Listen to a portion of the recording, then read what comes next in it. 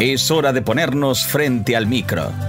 Hoy repasamos las noticias de la semana con un recuerdo especial a Marisa Marco. Tendremos como invitada frente al micro a Laura Maltoni, actriz y directora de doblaje en italiano. Y cerraremos el episodio con una buena combinación, la poesía de Rubén Darío y la voz de Iñaki Crespo. Todo esto en los próximos minutos, aquí en Frente al Micro. Aquí comienza Frente al Micro, el podcast sobre voz, locución, doblaje y comunicación sonora. Presentado por Chema Bazán.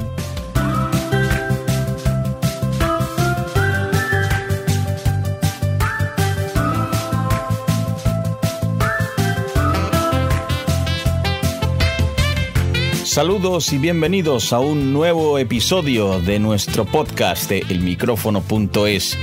Estamos ya de vuelta de Roma después de las 2 semanas de producción y ahora mismo nos encontramos en Alicante, donde están a punto de comenzar las fiestas de las hogueras de San Juan y posiblemente, no sé si se escucharán, algunos de los petardos que ya empiezan a sonar y que no pararán de hacerlo hasta el próximo domingo cuando acaben las fiestas patronales de Alicante.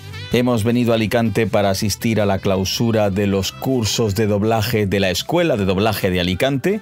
El curso anual y uno de los cursos intensivos se han completado y este sábado Alfonso Laguna y Salvador Aldeguer terminaron sus obligaciones como profesores a la espera del próximo curso intensivo de este mes de julio. Estamos por lo tanto en Alicante, aunque mañana de nuevo estaremos subidos al avión para continuar camino hacia una nueva producción. Estamos muy contentos con los comentarios, las sugerencias, las respuestas recibidas a los primeros episodios de Frente al Micro.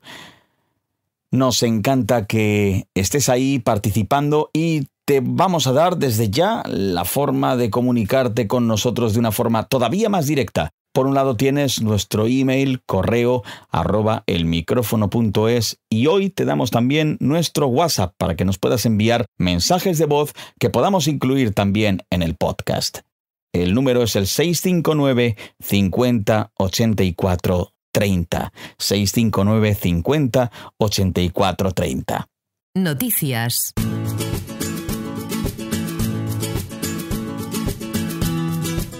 Javier Dotú, uno de los actores más reconocidos del panorama internacional que ha puesto voz desde Al Pacino a Kevin Spacey o Kyle MacLachlan, ha editado un libro, Historia del doblaje español, editado por Ediciones Vitruvio, un libro donde cuenta los primeros momentos del doblaje en España, su desarrollo y la situación actual.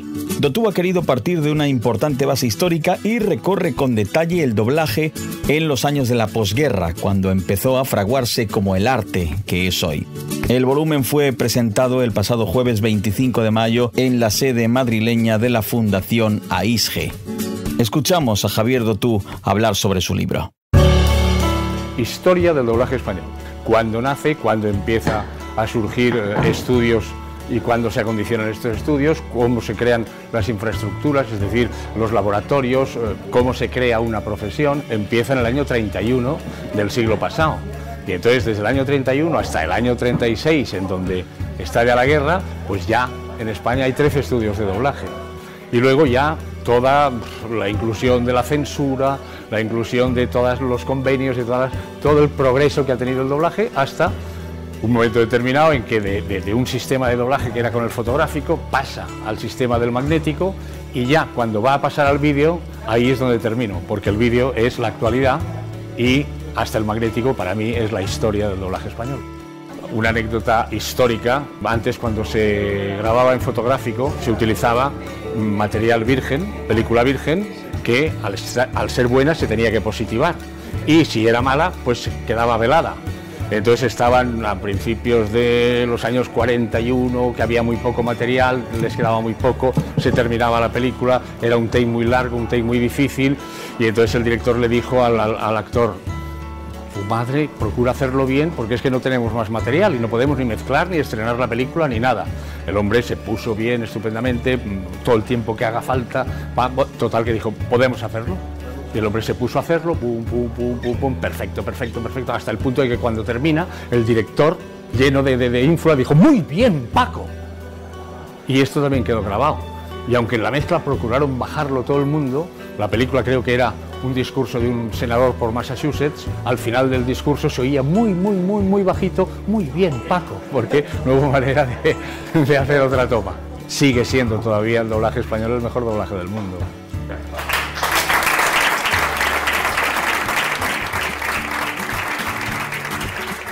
Historia del doblaje español no solo quiere convertirse en un libro esencial para quien quiera conocer la historia del doblaje en España, también lo será entre quienes deseen introducirse en el mundo del cine y en uno de sus lugares más destacados. Damos las gracias por el material a ADOMA, el Sindicato de Artistas de Doblaje de Madrid. Actualidad. Si escuchas el podcast hoy, 19 de junio, aún tienes tiempo para presentarte mañana, 20 de junio, en el Teatro Ateneo de Madrid a las 7:30, donde va a tener lugar un evento sobre la dignidad de la profesión. Un evento llamado Hablan los Actores, donde Miriam Díaz Aroca, Fernando Cabrera, Nieve de Medina, Iñaki Guevara, María Pastor, Álvaro Ramos, Carlos Isbert y Adolfo Moreno van a defender con pasión la dignidad de su oficio. Un acto presentado por Pilar Altamira, con el apoyo de Pepe Villuela y Luis Callejo. El micrófono.es no podrá estar allí, pero estaremos atentos a las opiniones y a las diferentes impresiones de este acto, que va muy en la línea precisamente de la filosofía del micrófono.es. Defender con pasión la dignidad del oficio de la voz. Voces de oro. ¡Conan! ¡Las compuertas se están abriendo! ¡Dios mío! Roque, déjame ir. Conan está allá arriba. Así que no tengo miedo. Soy Lana. ¿Me escucha? Si usted promete que todos se salvarán, saldré. Hoy tenemos que hablar de Marisa Marco, porque la profesión de doblaje está de luto. Marisa nos ha dejado. Una institución como actriz y como directora muy querida por todos. Marisa es una de esas voces que ha estado en nuestras casas como una más de la familia. Infinidad de papeles absolutamente reconocibles. Su primer papel como protagonista fue Alma Mía, y la recordamos, por ejemplo, como Mary, la hija mayor de La Casa de la Pradera. Y ha hecho además una gran cantidad de niños debido a su registro infantil, como Tommy, el amigo de Pipi Calzas Largas, o la mismísima Heidi, a la que puso voz sustituyendo a Selika Torcal. Las redes sociales recuerdan en estos días sus papeles como Berta en Dos hombres y medio, Delia en el anime de Pokémon, la mamá en Futurama, Lilith en Cheers y Frasier, o más recientemente Babette en Las chicas Gilmore. Brett, no puedo casarme. Kitty. Pensaba que le odiaba, pero cuando me dijo que me amaba, supe que no existía nadie más. Cuando me pediste en matrimonio, quise herirle, igual que él me había herido a mí. No lo entiendo, Kitty. No, Brett, imposible. Hugh me entiende, yo le entiendo, somos iguales. Quizá me equivoque, pero le pertenezco, le quiero. Creo que siempre le amé. Marisa, ya te echamos de menos.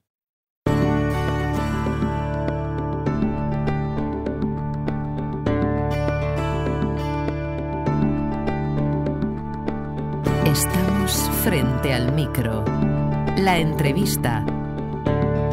No quisimos irnos de Italia sin sentarnos un rato a la mesa con Laura Maltoni, que es una querida amiga nuestra y que por su calidad de actriz de doblaje tanto en Italia como en Barcelona nos parecía una gran candidata para poder tratar el tema del presente del doblaje en Italia, y por sus conocimientos de España pues también poder establecer paralelismos. Laura Maltoni es italiana, licenciada en Letras y Filosofía en la Universidad de Bolonia y especialista en arte dramático y actuación, voz, dicción, canto y doblaje. Laura comenzó en el teatro en 1981 y desde el año 2000 se dedica al doblaje en italiano para muchos estudios en España y en Italia. Reparte su vida, por lo tanto, entre Roma y Barcelona. Y últimamente es directora y ajustadora de doblaje para Netflix, con títulos como Precipice Game, The Outskirts, Imperium o la serie Rita. Laura nos recibió la semana pasada en el salón de su casa y vamos a escuchar la conversación distendida que tuvimos con ella. Mio piccolino, mio povero tenero cucciolo, sai che non farei mai niente che possa danneggiare te o la commissione. Non voglio che tu smetta di cercare i corpi degli scomparsi e di denunciare i crimini taciuti. Io ti amo, tu sei la mia vita, ma ti appresti a seguire solo i casi di coloro che sono morti, che non possono parlare. En el episodio pasado comentaba que nos habíamos venido a Roma para hacer una producción de vídeo y seguimos aquí en el barrio del Trastevere, en esta ocasión con Laura Maltoni. Laura, muy buenas. Hola. Oye, qué bonito el Trastevere, ¿no? Sí, a mí me encanta. ¿Tú vives aquí desde hace mucho en el Trastevere? Aquí hace 7 años he venido a vivir, pero bueno, siempre partiendo mi vida entre aquí en Trastevere y Barcelona. Hemos querido hablar con Laura porque ella es actriz, trabaja en locuciones, trabaja en doblaje y también conoce el doblaje en España porque su vida la tiene partida entre Barcelona y Roma. ¿Y cómo acaba una italiana en Barcelona? Eso me lo tienes que explicar. Esto tiene su gracia porque yo había hecho todo lo que se podía hacer en teatro y luego había pasado al doblaje. Y había empezado, que ya llevaba años trabajando en teatro y tenía ya 35 años cuando empecé en el doblaje. Eso fue antes de ayer. Sí, antes de... No, ayer. Okay, ayer. ¿Eso fue ayer? Bueno, pero me di cuenta de que había que empezar desde cero, porque a pesar de que tú eres una buena actriz de teatro, esto no conlleva automáticamente ser buen actor o actriz de doblaje. Pero me gustó muchísimo ¿cómo se dice, Spida? El desafío, ¿no? Bueno. Sí, es el desafío de enfrentarte al personaje. De enfrentarme a una nueva arte, porque descubrí que el doblaje era un arte de actuar totalmente aparte, que no tenía mucho que ver con lo que había hecho hasta entonces con el teatro, y entonces empezar a buscar y a inventar una nueva arte. Y me gustó muchísimo. ¿Y cuál fue, desde tu perspectiva entonces de actriz trabajando en teatro que se enfrenta al doblaje por primera vez, cuál fue la primera impresión que te dio? ¿Cuál fue así el primer shock que tuviste? Que, por ejemplo, todo el trabajo que se hacía, la búsqueda que tú hacías sobre la voz, era totalmente diferente, porque el micro te da una dimensión que es totalmente diferente de la que te da la voz natural con las paredes o con una habitación vacía o cuando tienes el público delante o cómo tienes tú que tener tu cuerpo cuando actúas en directo, en vivo, y cómo puedes estar en cambio y producir algunos efectos pero a través del micro. No tiene nada que ver una cosa con la otra. Lo único que te puede servir es que tú, haciendo muchos años de teatro, has aprendido a sacar tus sentimientos, entonces a buscar en tu repertorio, digamos así, de lo que saber dónde buscar. Esto sí, yo creo que lo tienen en común el doblaje, tanto el doblaje como el teatro. Sí, en España de hecho incidimos mucho en que no nos llamamos dobladores, que parece incluso un término despectivo, sino actor de doblaje, actor, espacio de doblaje. Claro. ¿No? Es como querer ser cirujano sin ser médico antes, ¿no? Sí, tienes razón, pero es verdad que en principio era este el pasaje. Tú eras actor y luego pasabas a ser doblador o actor de doblaje, como dices tú correctamente. Ahora, hace años, han salido escuelas que se basan exclusivamente sobre la técnica, cómo sacar la voz, cómo utilizar el micro, cómo producir algunos efectos a través del micro, y ha salido una forma de doblar que funciona bastante porque tiene ritmo, pero no tiene nada que ver con el doblaje de actores que saben actuar. ¿Me estás hablando de Barcelona o de Italia? Ahora te estoy hablando de Italia, porque yo siempre el doblaje lo he hecho en italiano y esta es la historia, voy a reanudar la historia. Cuando empecé justo con el doblaje me di cuenta de que yo tenía que empezar desde cero. Empecé a hacer lo que se hace normalmente aquí en Italia cuando se empieza a doblar, ir a asistir a estudios, asistir a sesiones de doblaje para aprender, pero necesitas muchísimo tiempo que yo no tenía. Entonces hice yo algunos trabajos, pero luego nada, decidí salir de Italia y viajar, ir a Barcelona para enfrentarme con un idioma extranjero y actuar en un idioma extranjero a lo mejor, porque quería como renovarme. Y con el doblaje no tenía tiempo para hacer todo lo que me gustaba muchísimo, pero no tenía tiempo para hacer todo. Y entonces me fui a España. Y ahí empecé a estudiar los idiomas y a traducir mis guiones de teatro en castellano y hacer... Pero luego estudiar los idiomas, me acercó a todo el mundo de la traducción. Y entonces me contactaron estudios de doblaje para hacer traducciones eran estudios que hacían doblaje en todos los idiomas. Y entonces empezaron a contar conmigo por lo que era el doblaje en italiano.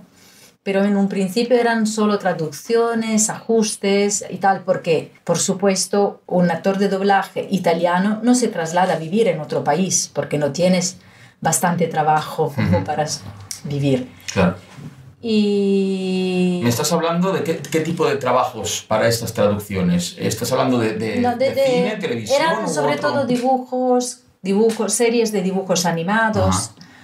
En un principio era sobre todo eso. Luego empezaron cosas con 1 o 2 actores, entonces se conseguía encontrar actores y yo también empecé yo misma a ponerme a la prueba y a trabajar en esto. Y digamos que poco a poco fue desarrollando esta actividad de doblaje, haciéndolo todo, directora, traducción, ajustes, dirigir, buscar los actores y todo. Eran pequeños proyectos porque, claro, no podíamos contar con muchos actores ahí. Pero así empecé. Y empecé en España, haciendo doblaje en italiano. Eso, según en qué estudios o según qué tipo de clientes, no es algo que, digamos, pueda estar muy bien visto, el hecho de que tú hicieras absolutamente todo, ¿no? No, para nada. Y en Italia ni lo podía decir, ni podía poner en mi currículum que estaba haciendo esto, porque, claro, en Italia además el doblaje es un arte sagrada. Y aquí en Italia se trabaja de una forma también muy antigua, con mucha gente que en un proyecto, el asistente, el director, el técnico, bueno, hay todo un entorno de gente y el traductor no puede hacer el ajuste, hay los ajustadores, los traductores, hay muchísima gente que trabaja alrededor de un proyecto, que seguro te lo hace salir mejor. Pero yo creo es todo un conjunto de gente que era indispensable cuando el doblaje no tenía todos los recursos técnicos que tiene ahora. Porque ahora la técnica nos ayuda muchísimo. Por ejemplo, en poner en sync una frase, si no sale bien en sync. Hace tiempo se podía solo volver a doblar hasta que no estaba en sync. Ahora la puede mover el técnico, por ejemplo, ¿no? Y también los traductores que tenemos ahora, muchas veces son traductores, son personas que ya hablan 2 o 3 idiomas, porque la gente viaja y hay ahora muchos jóvenes que han nacido y tienen el padre alemán, la madre francesa y viven en Italia. Bueno, y también los traductores, el mundo de la traducción, ha cambiado todo ahora con respecto a hace tiempo en el mundo del doblaje. Y esto hace, en mi opinión, que si quieres, puedes hacer un proyecto bien hecho, digno, sin tener los gastos excesivos que se tenían hace tiempo, con tanta gente que trabajaba en el mismo proyecto. ¿Cómo es la situación? ¿Hay sindicatos de actores de doblaje únicamente? ¿Cómo está aquí organizado en Italia? Sí, que los hay. Hay sindicatos, hay unas tarifas, hay unas... Sí, hay normas y a la gente bueno, los actores de doblaje, sobre todo los más ancianos, están muy pegados a todos estos asuntos de estas normas que se ha luchado para conseguir derechos y todo esto. Pero al mismo tiempo hay muchísimas escuelas y muchos jóvenes que necesitan trabajar y no lo pueden hacer porque a lo mejor ya el círculo está un poco cerrado y entonces se prestan a trabajar también a menos dinero.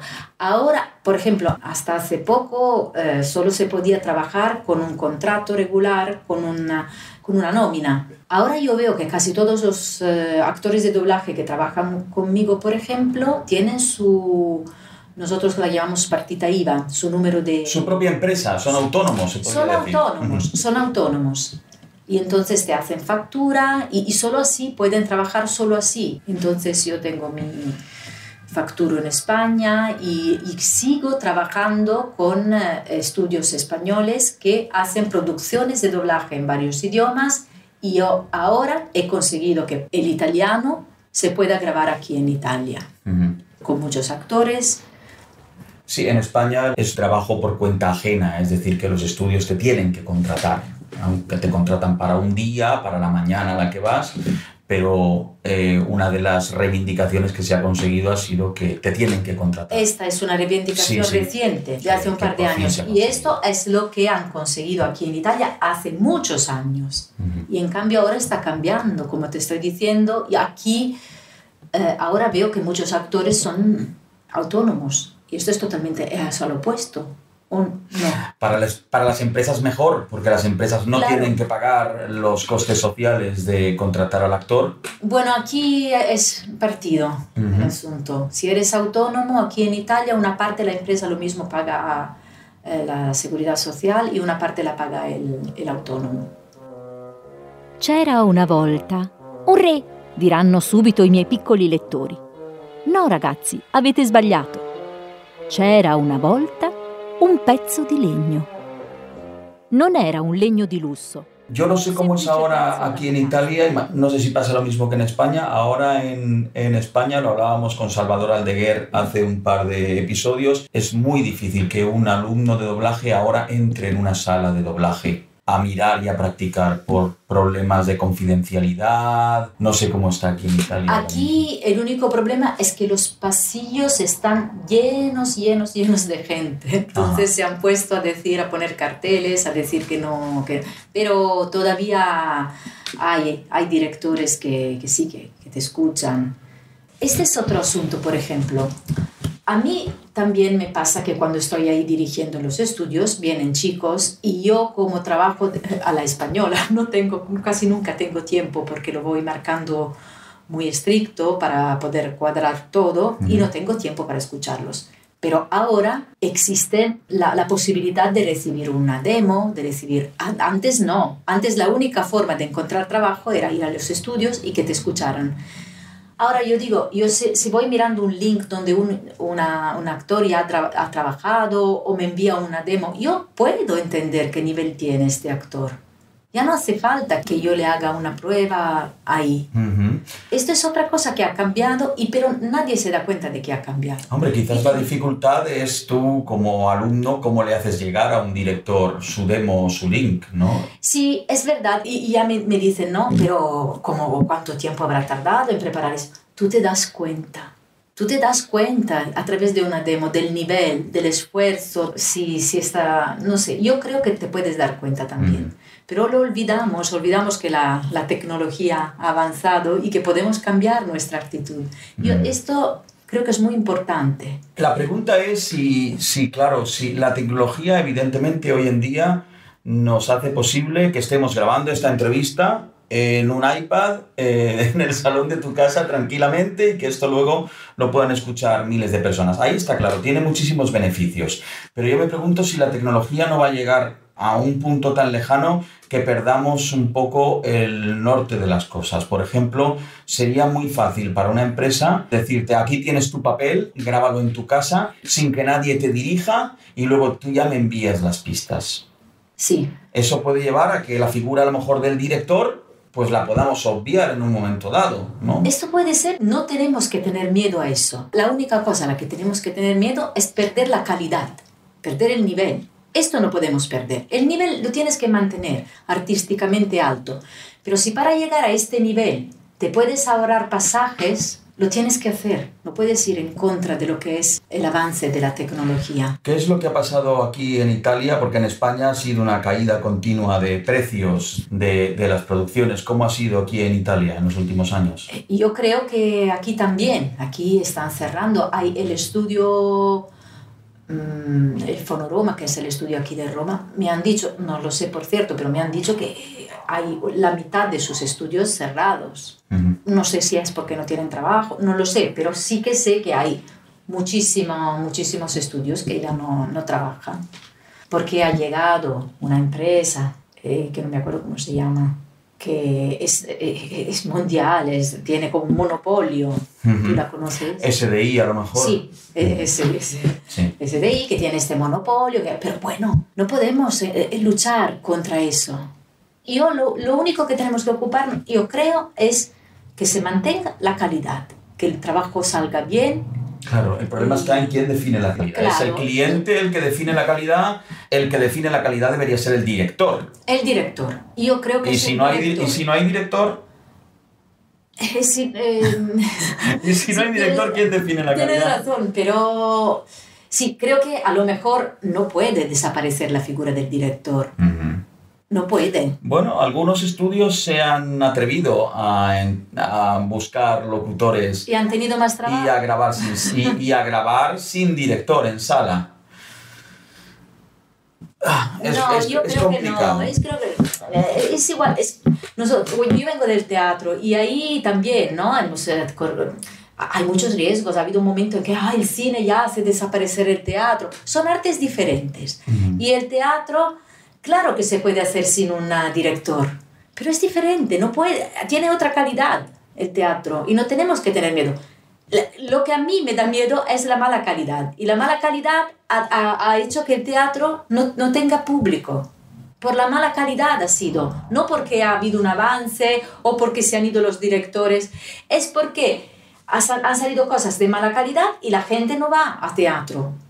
Aquí estamos en un campo diferente, porque aquí tenemos, en realidad el público es infinito, en el sentido de que tenemos, ¿no?, el público de la tele, el público de lo que miran solo por internet, y esto, claro, es difícil decidir cómo y cuándo y quién decide la calidad, pero no lo sé, pienso que al final se percibe.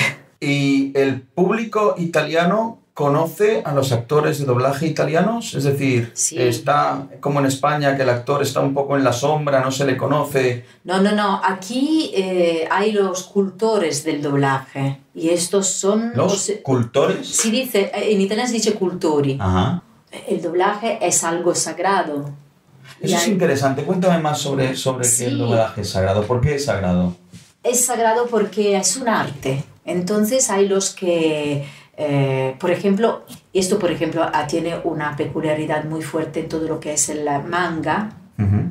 Hay grupos de chicos que están obsesionados con eso del manga, y si tú le haces una película y sale el sequel de la segunda película con el mismo título y no le pones los mismos actores, es que te hacen unas críticas muy negativas. O esto, por ejemplo, en el manga. Pero también tenemos un sitio web que se llama Antonio Genna. Genna es uno que es uno que ama el doblaje, y entonces recoge todo lo que es, todos los actores. Tú sabes, si quieres saber una película, quién la dobló, ahí sale.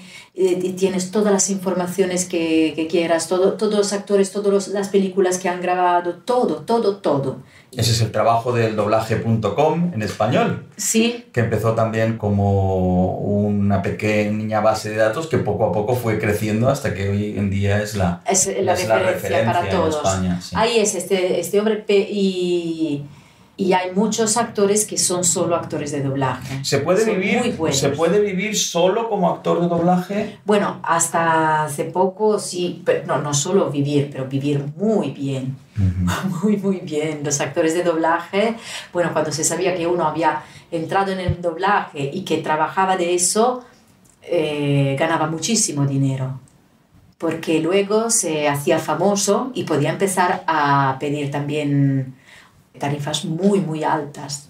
Incluso te puedes pedir 1.000, 2.000 euros en un día o más. Todo lo que quieras, si te vuelves famoso. Y si no eres famoso, trabajando 8 horas diarias, lo mismo te vuelves rico. Te vuelves rico. Las tarifas son diferentes. También el mínimo sindical italiano es diferente del... ¿Las sabes? ¿Las podemos encontrar? Más o menos, me parece que sobre los 70, 80 o alrededor de los 100 euros la convocatoria. Y la convocatoria no es de 6 horas, es de 3 en Italia. Ajá, una diferencia. Y luego la tarifa va por tipo, si es una película, si es una serie, si es un dibujo, lo que sea. Y me parece que empieza con unas... 1 euro o algo, 1 euro y algo por línea, no por take, por línea va. Y las líneas están escritas con caracteres muy grandes y son de un máximo de palabras, ¿sabes? Vamos a buscar estas tarifas porque estarán publicadas oficialmente. Me las pasas y las vamos a incluir dentro de un enlace aquí en la sección, en la revista, en el micrófono.es, para que podamos hacer una comparativa del precio de todo, en España y en las Italia. tarifas también de la traducción y ajuste son muy diferentes, muy diferentes.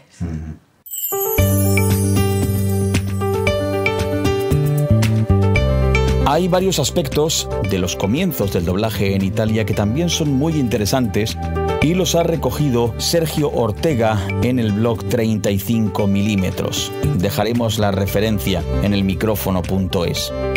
En este artículo en el blog, Sergio Ortega habla de cómo el doblaje fue utilizado de manera creativa por muchísimos directores clásicos italianos como forma de crear, es decir, como forma de mejorar, ya no como doblaje de un idioma distinto al italiano, sino en el propio italiano, como una forma de mejorar la película desde el principio. Y habla del caso de los directores neorrealistas que preferían trabajar con actores no profesionales, que los sacaban literalmente de la calle y luego lo que hacían era doblarlos por actores de doblaje profesionales para hacer una obra perfecta desde el principio.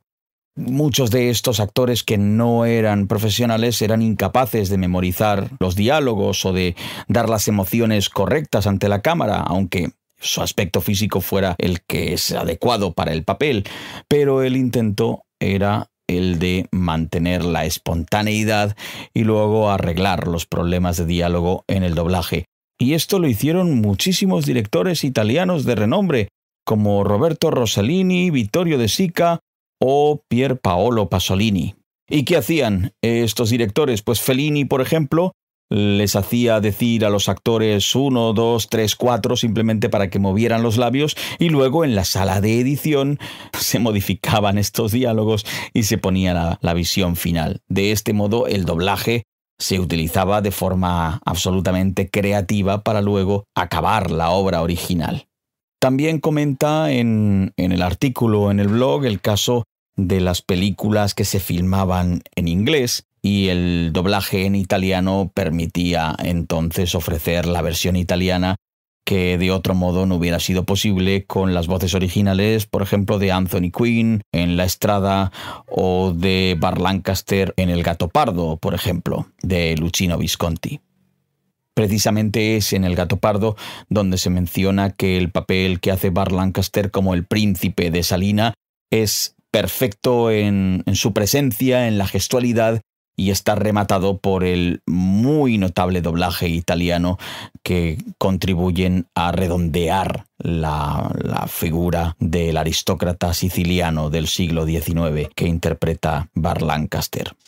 Se puede decir, por lo tanto, que en el cine clásico de Italia la postura frente al actor no es la de que el intérprete debe comprender e interiorizar todo lo que hace cuando realiza la escena, sino que simplemente con que la correspondencia física del actor vaya con el papel, pues perfecto. Y si la voz no es la adecuada, pues ya le buscaremos la indicada con el doblaje que tienen los profesionales mejores para llevar a cabo las intenciones del autor. De esta manera, el doblaje, un fenómeno fruto de una coyuntura particular, fue un recurso de muchos utilizado a su favor por los grandes colosos del cine italiano para hacer llegar sus particulares visiones del cine, la sociedad y el arte de una manera más limpia y más personal posible.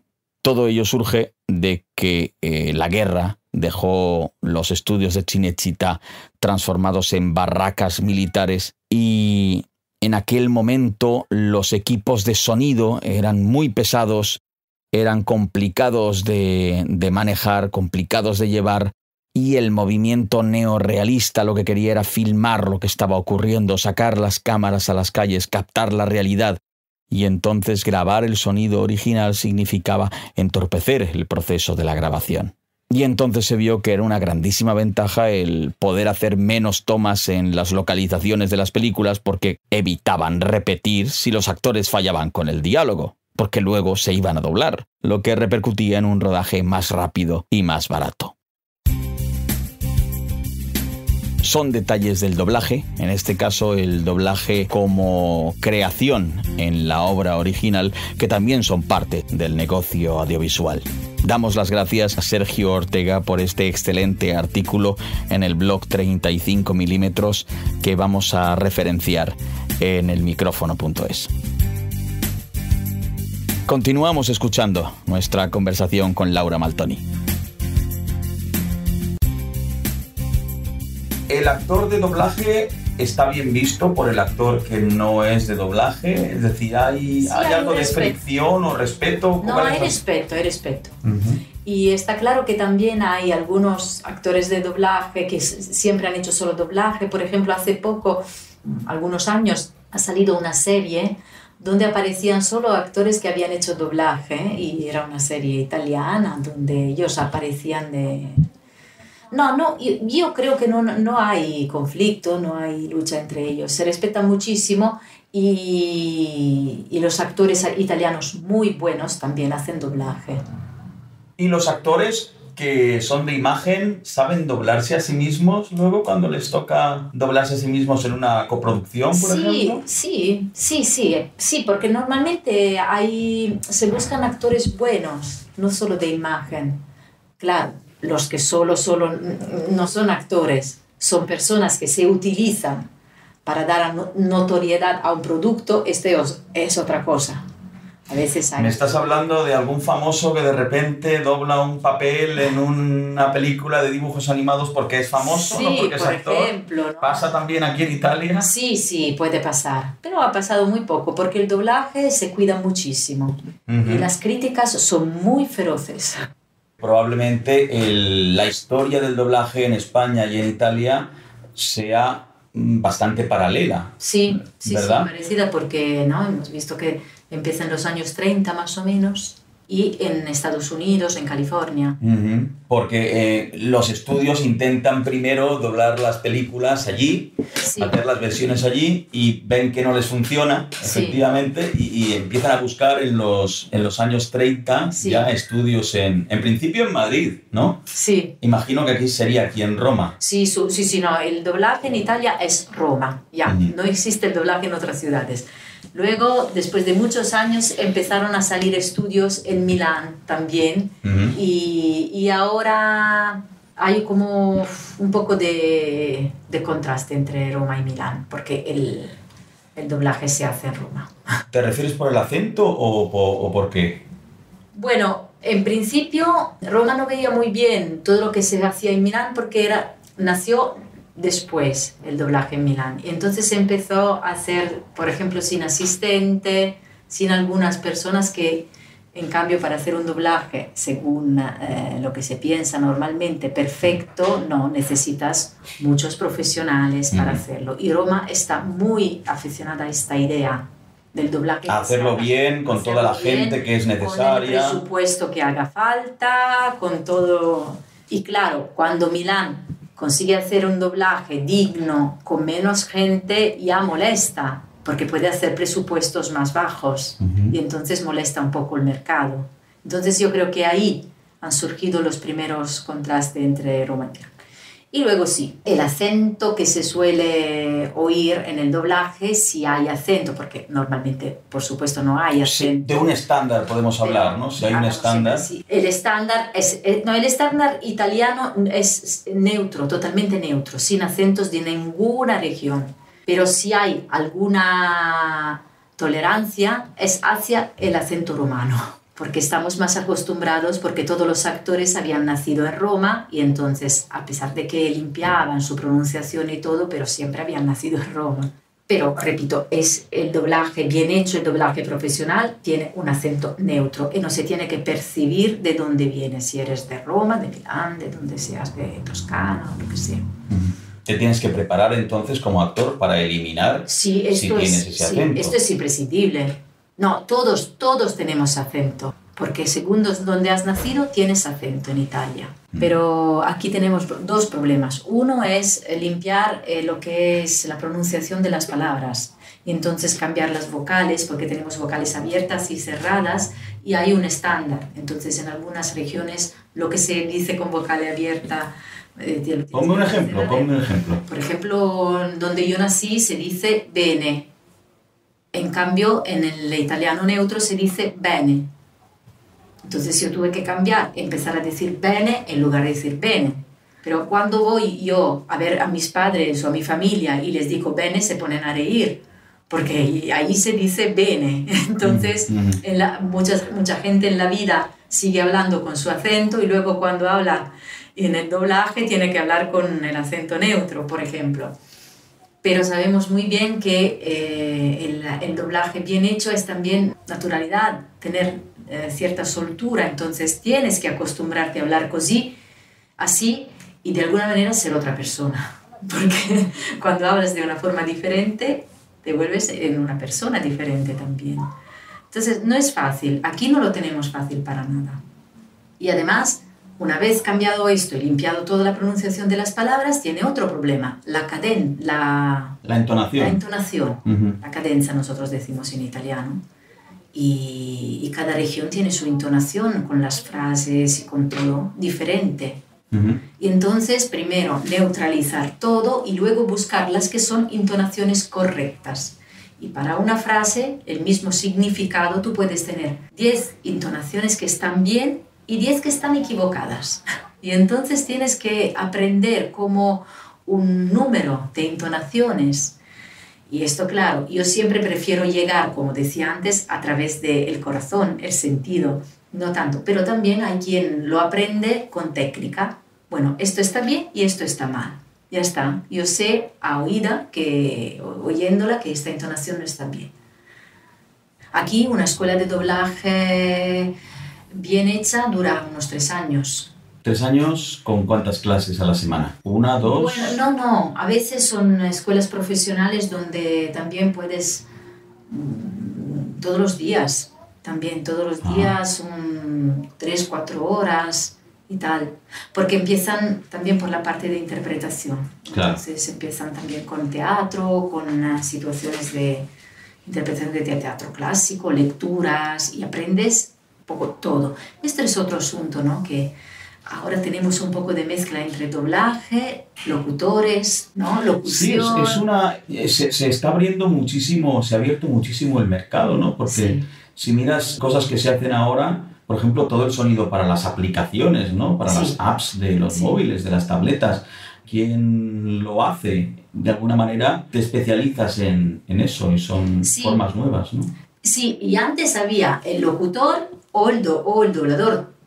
Hacías el uno o el otro. Ahora hay mucha gente que hace las dos cosas, a pesar de que son dos cosas completamente diferentes, porque el anuncio tú lo tienes que hacer por encima del texto, ¿no? Como entonación, como todo. Y el doblaje, en cambio, tienes que bajar dentro del texto y tener otro registro, otra situación completamente.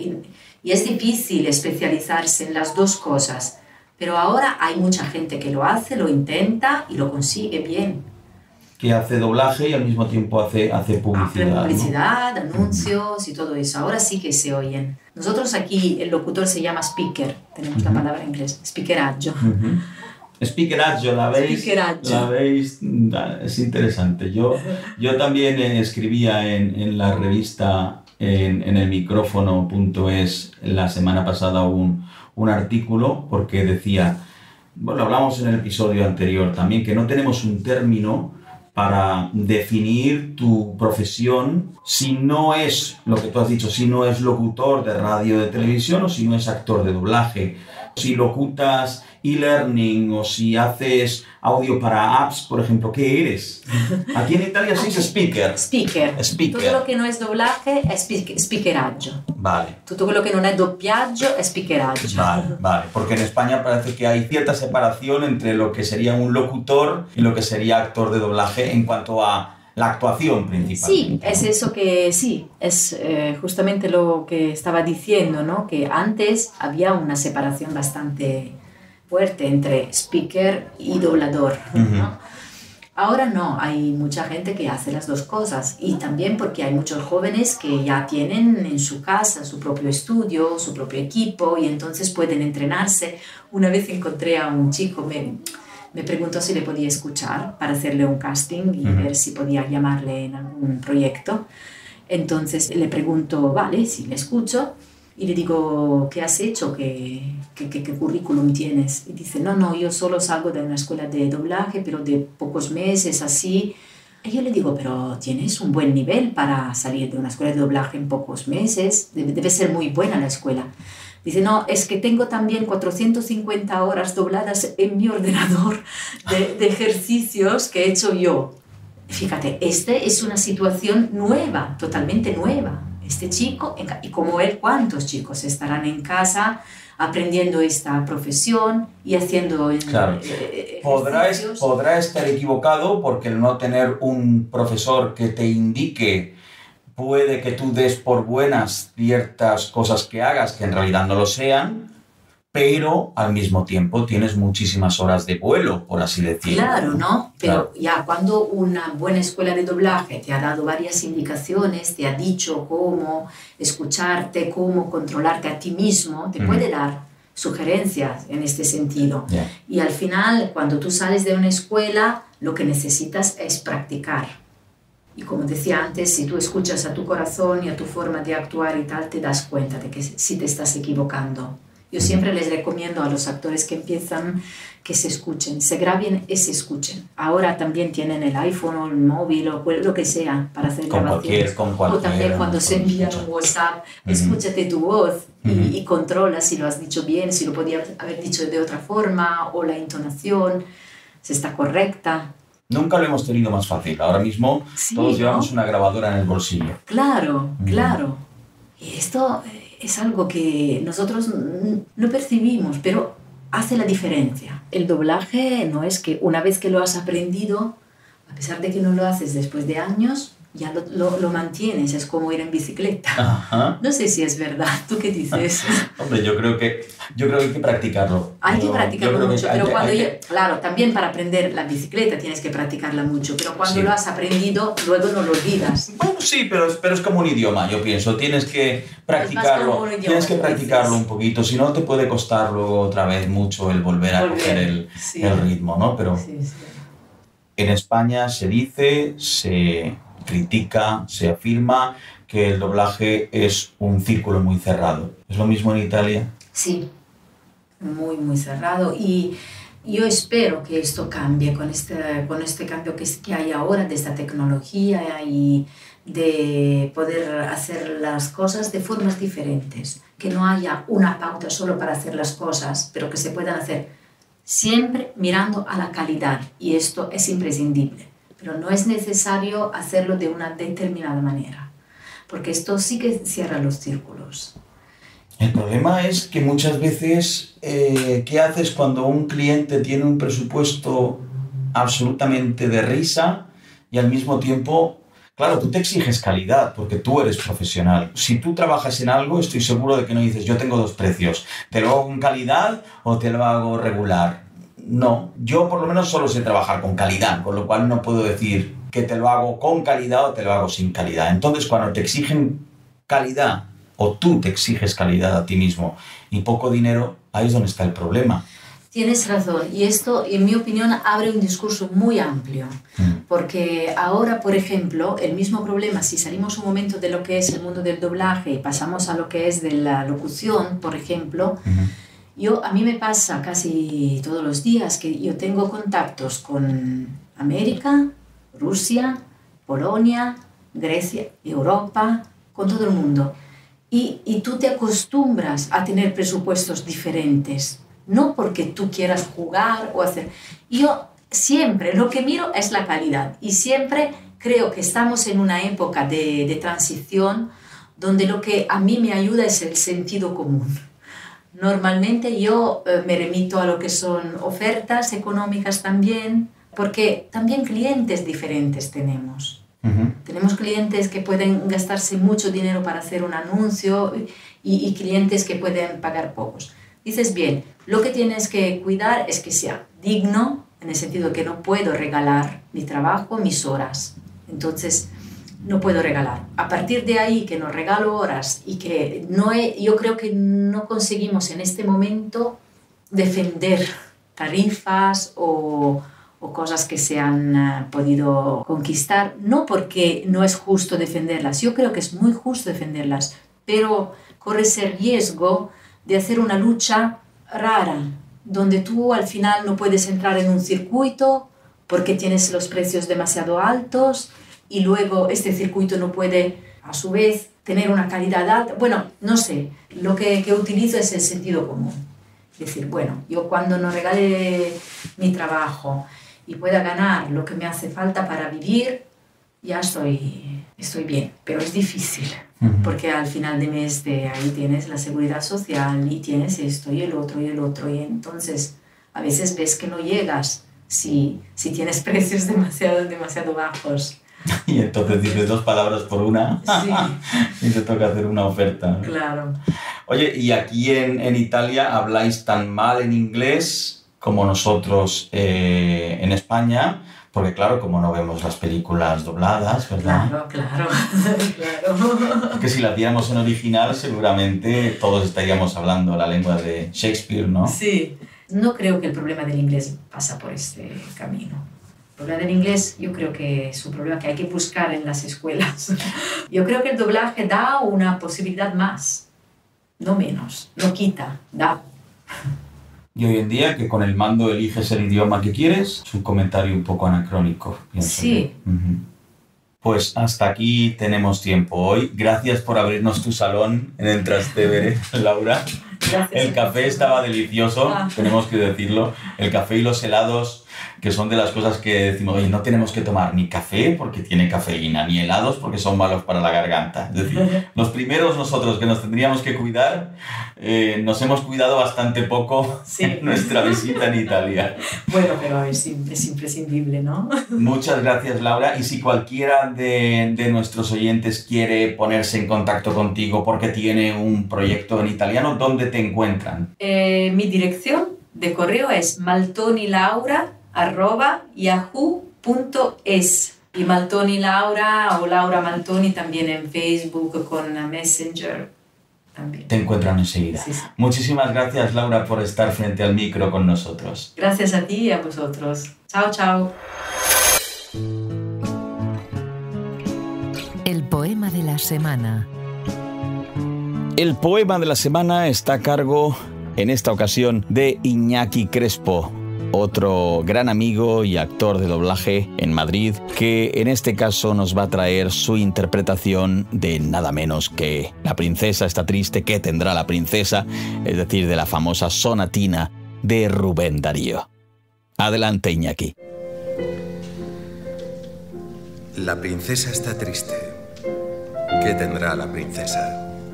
Los suspiros escapan de su boca de fresa, que ha perdido la risa, que ha perdido el color.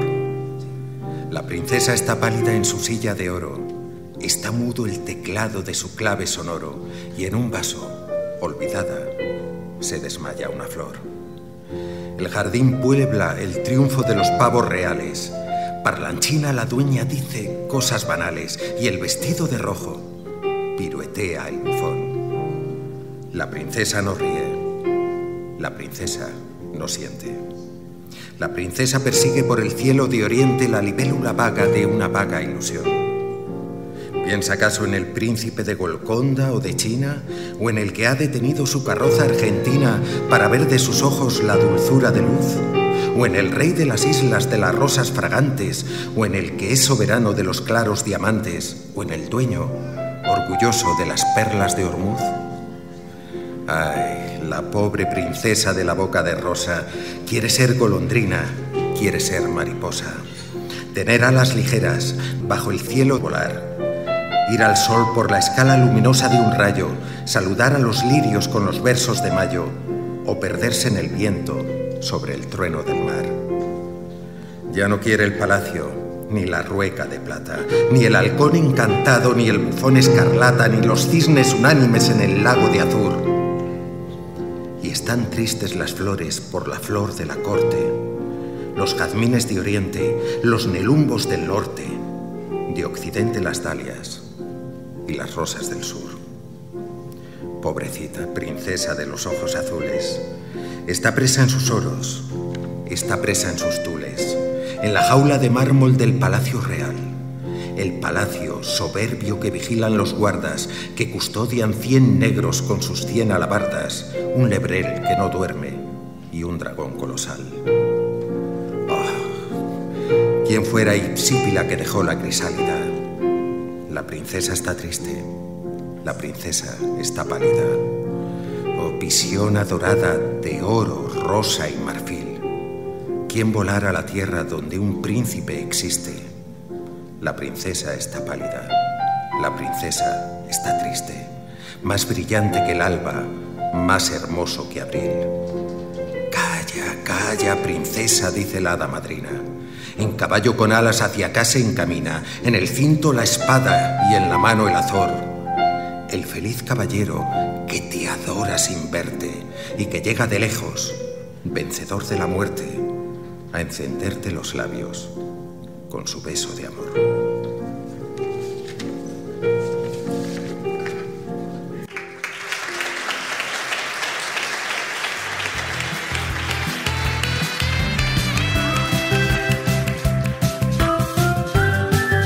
Y con el poema de la semana a cargo de Iñaki Crespo llegamos al final de nuestro podcast en el día de hoy. Muchísimas gracias a Laura Maltoni por abrirnos las puertas de su casa y por la interesantísima conversación y su particular perspectiva sobre el futuro y cómo la tecnología está creando nuevas formas de hacer y los retos que tenemos en el futuro. Y gracias también a ti por seguirnos. Hasta el próximo episodio. Cerramos el micro. Buena semana. Frente al micro es el podcast de voz, locución, doblaje y comunicación sonora en español. Hacemos un nuevo episodio cada semana. Suscríbete ya en iTunes, iVoox o en tu aplicación de podcast favorita. Nos encuentras en frentealmicro.com y también recuerda en elmicrófono.es, la revista digital que está al día con las últimas novedades sobre el mundo de la voz. elmicrófono.es.